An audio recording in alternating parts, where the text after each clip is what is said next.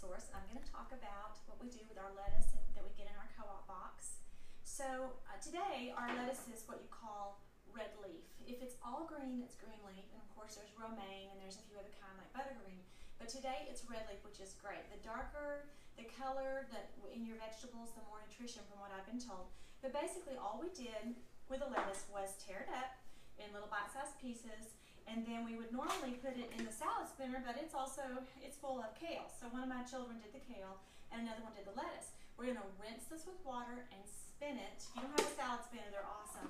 You're going to spin it, and then you're going to take this little basket out, okay, and pour out the dirty water, okay, and then maybe do it again, and then you're going to spin again and stop it with this little button, and that slings the water off, and then your lettuce is going to be a little more dry, or your kale. So once it's clean in a bowl like this, I'll put a paper towel or a cotton cloth like this one in the top and put some plastic wrap over it, or a lid. I happen to have lids with these little beautiful stainless steel containers. I also, sometimes I'll use just a bread bag. We call these bread bags, and we get them, I think there's 100 to a package. You can get it through the co-op.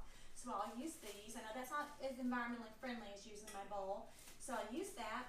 On the dry good list also, there is a product called Debbie Meyer green bags. And they have instructions on the back, but basically there's a medium and a large. And for example, it shows nectarines here, that if you purchase them and put them in this bag, it will last up to 14 days. So there's something about the bag, you can learn about it, that really helps keep your produce lasting a long time. The other thing I like to do is keep my temperature in my refrigerator cool but not cold. It seems to me that my produce lasts a lot longer that way.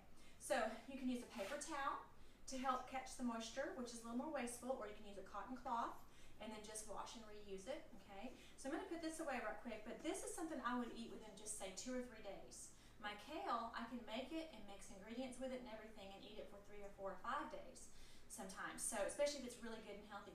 But I wanted to show you one more tip. Today's lettuce happens to be very, very beautiful. It's not always that way. Sometimes it's small, sometimes it's really large like this, but as you'll see on the end, it's brown, and that's where it was cut right off the plant. And so what I'm going to do is I'm just going to slice the bottom off really thin. Okay, so that's a little paper thin or a little thicker at the core cut off. It's open, and I'm just going to put it in this bowl of water. Now, I don't recommend letting it sit very long, but if you will do that, it will rehydrate. This particular bunch is hydrated. It's fresh. It doesn't really need it. But if your lettuce comes in a little limp, or for some reason you didn't get to it right away, this is the way to revive it. If you leave it too long, it seems like it gets waterlogged. So I would say 10 minutes, set yourself a timer, and then just take it, dry it off. Often, if I'm not going to eat it right away, I already have some lettuce torn up, what I'll do is I'll eat that lettuce I have in that bowl.